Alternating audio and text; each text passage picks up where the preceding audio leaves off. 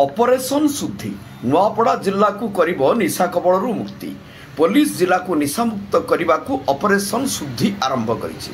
जिला आरक्षी अध्यक्ष जी आर राघवेंद्र निर्देश क्रमे खरिया रोड जोंक थाना पुलिस अवैध निशा कारोबार रे संपृक्त 3 जन अभियुक्त को गिरफ्त करिथिबा बेले विपुल परिमाणर निशा औषध जबत करिछि।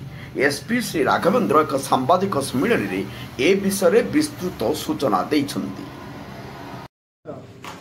आमे ऑपरेशन शुद्धि नुआपड़ा पुलिस गोटे ऑपरेशन हम लॉन्च करथिलु।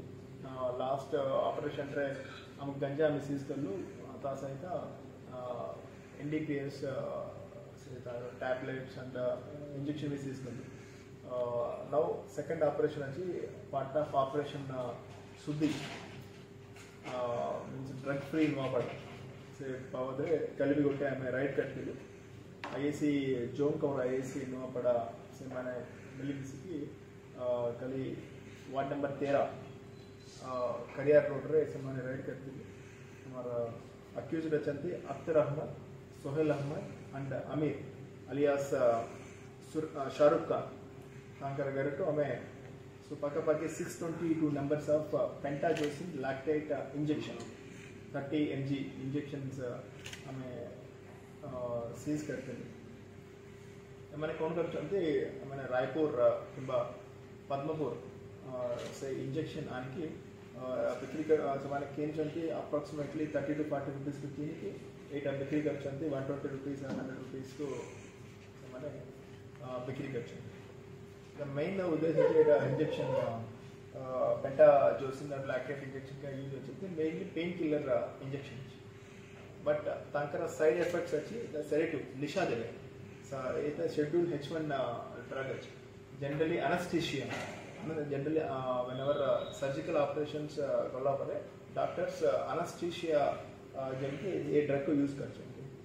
ये ड्रग समाने गोटे इंजेक्शन कन सिरिंज क्लिनिक ये ड्रग रे कोना they will press this injection they will use in their nerve samane nerve re samane immediately tanker impact 3 to 4 hours tanker samane nisha re rahite जो tanker बहुत सारा clients अच्छे tanker बहुत सारा consumers अच्छे career road re samane businessman और normal काम करबाटा लोको अभियुक्त माने हेले खरिया रोड 13 नंबर वार्ड रो अतार मोहम्मद 55, सोहेल मोहम्मद 23 एवं शाहरुख खान 32 एमानक ठारू 2 गोटी मोबाइल सो निशायुक्त 622 टी पेंटाजोसिन लैक्टेट इंजेक्शन जबत करा जायछि। सूचनायोग्य जे गत मास 13 तारिख ठारू नुआपड़ा एसपी को निर्देश क्रमे जिला व्यापी ऑपरेशन शुद्धि आरंभ होईछि। जिलाव्यापी विभिन्न जगार अवैध निशा कारोबार उपरे चढ़ाऊ करी बेआईन ड्रग्स सह मद गंजेई कफ सिराप पुलिस जबत करुछि। विश्वसनीय सूत्रରୁ खबर पाई जोंक थाना पुलिस मंगलवार विलंबित रात्रि रे खरिया रोड सहर वार्ड नंबर 13 रे अतार मोहम्मद घर उपरे अतर्कित चढ़ाऊ करिथिला। सेठारू उपरोक्त निषिद्ध इंजेक्शन सबु जबत करिछि। एथिरे तांको 2 सहयोगी को मध्य गिरफ्त करा जायछि। एमानक विरुद्ध रे केस नंबर 88/25 अनुसार 11/4 BNS 21 को एनडीपीएस 1985 एक्ट रे 29 धारा रे गिरफ्त करा जाई बुधवार संध्यारे नुआपड़ा कोर्ट को चालाण करा जायछि। जिला को अवैध निशा कबलरू संपृक्त मुक्त करबा पाई एही अभियान चालू रहिबो बोली आरक्षी अध्यक्ष प्रकाश करिसंती। परमेश्वर मेहरंको रिपोर्ट जनता एक्सप्रेस।